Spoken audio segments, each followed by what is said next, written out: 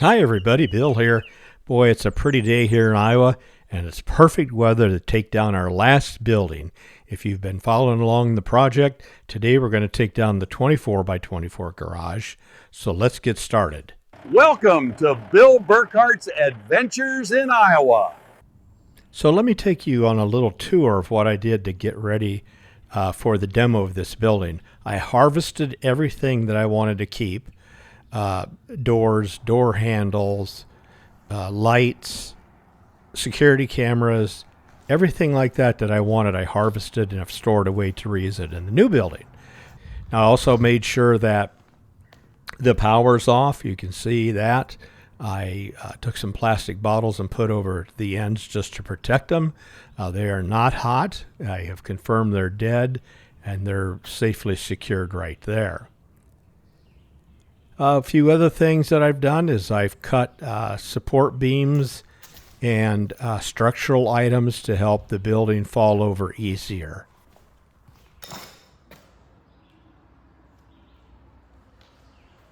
You know, while I was tearing this down, it was funny. I saw some of the dates when the plywood was made, and it was made in the fall of 91.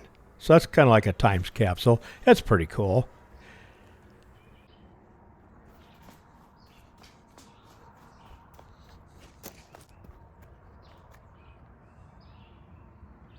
Now, equally important is I pulled back all the wires that were in the building for burglar, Wi-Fi, security cameras back to the connection box, and then I'll be able to reuse those on the next building.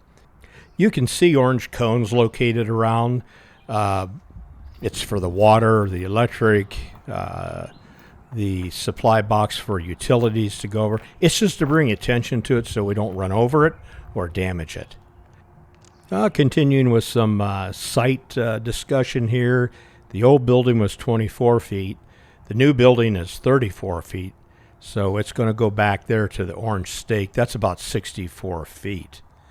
The concrete to the right and the blacktop, you can see some white lines there in the ground. That'll be the right side of the new building there on the grass.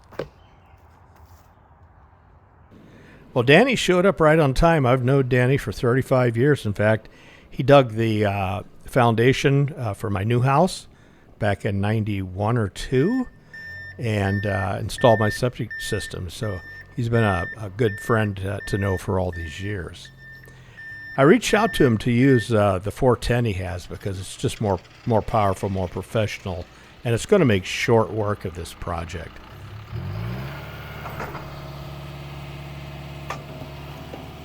You know, a lot of John Deere equipment is built right here in Dubuque. Boy, if you could win the lottery and go out there and pick anything out, that would sure be exciting. I'll run out there with the drone sometime. I'll take a few pictures of it just to see all that green and yellow equipment out there. It's pretty cool.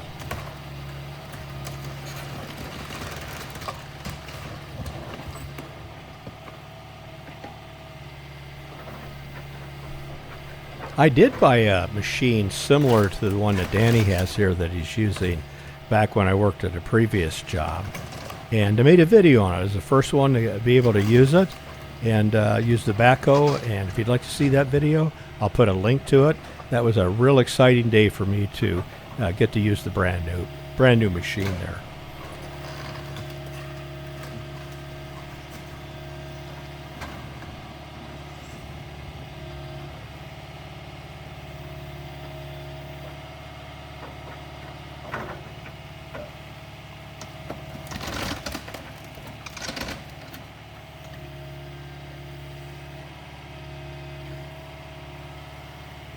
It's been fun watching Danny work because look at how far out he can reach compared to my compact tractor.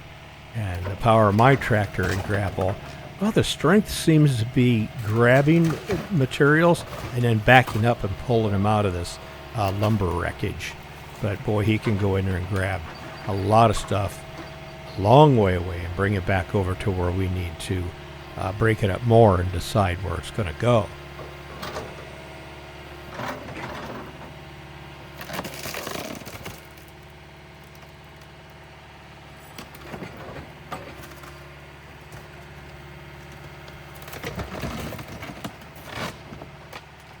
As I watch this is controlled deconstruction. Everything's under control. Nobody's going to get hurt. We know where everything's going to go. So it's really a good practice to follow when you're doing a project like this. Now, what I like too about his machine, he doesn't even have a thumb on it, but he's able to stab it, grab it, and pull it right where he wants.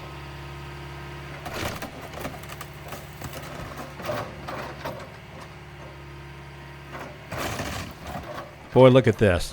It's sagging like a wet cardboard box, isn't it? Look at her leaning. Boy, this is just testimony to what a poor design this was when we built this back in the early 90s.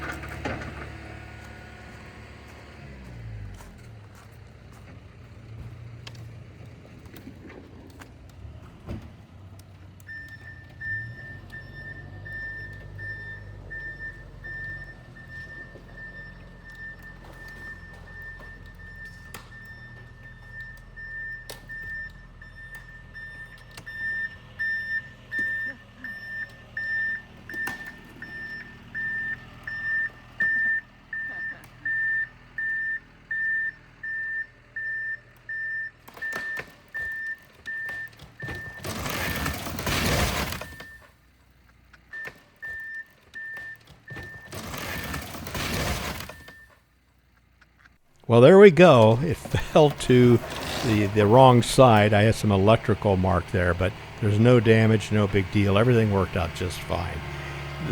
Danny said the roof must have been heavy. He hasn't seen one come down just so quick. I think it took him 15 minutes start to finish, and it was on the ground. So that's pretty cool.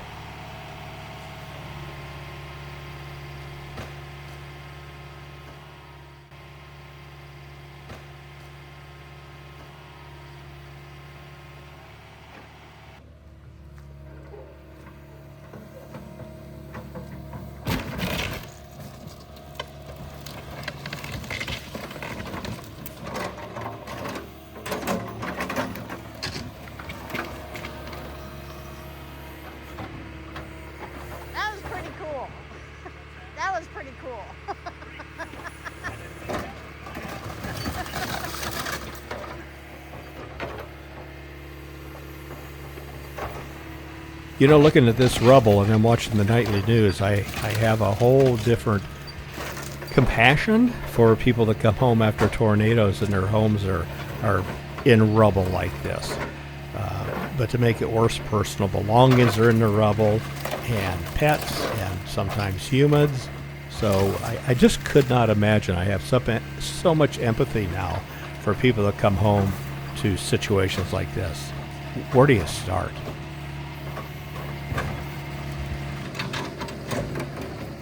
Well, now the cleanup is going to come up next. If I didn't have all these trees around here, I'd probably set the building right on fire, right where it lays. But I'm going to sort things out, take out the recyclables, take out other things, and then some of it is going to go to the recycle center, the landfill, and some is safe, solid fill. I'll just bury it right here on my property.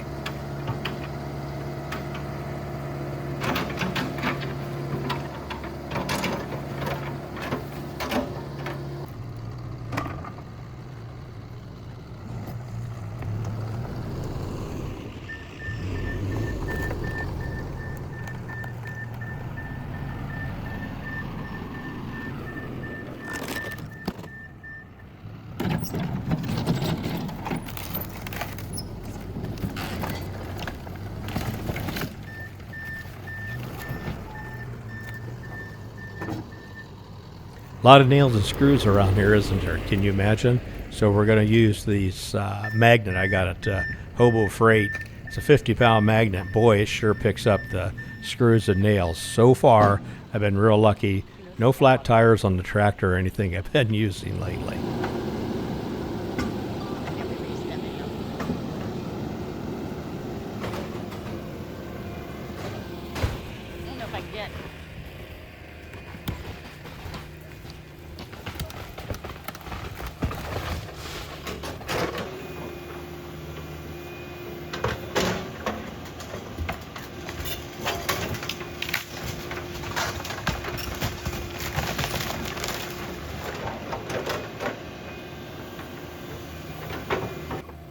Well, the project's going to start wrapping up. It's up to me now to get the demolition all cleaned up. As I said, I'm going to haul it in 3 different locations. Then Danny's going to come back with a hammer on the backhoe. We're going to bust all the concrete up and use it for solid fill. And then we'll use crushed stone, and we'll get our grade up to where we can start putting concrete in. So I hope you've enjoyed this as much as I have doing it. It was a one-time take, and it worked out very well. So everyone be safe, be kind, and I'll talk to you real soon as we start to clean up here. So long, everybody.